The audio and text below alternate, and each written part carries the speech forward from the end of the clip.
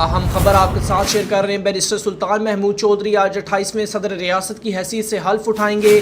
تقریب میں وزیر اعظم آزاد کشمیر، وفاقی وزراء، سینئر وزیر، MNAs, MLAs, اعلیٰ سول سیاسی اور سماجی شخصیات کی شرکت متوقع۔ چیف جسٹس آزاد جموں و کشمیر جسٹس راجہ سعید اکرم خان نو منتخب صدر ریاست بیرسٹر سلطان محمود چودھری سے حلف لیں گے۔ تمام مہمانوں کو محکمہ سروسز اینڈ جنرل ایڈمنسٹریشن کی جانب سے دعوت نامے جاری کر دیے گئے۔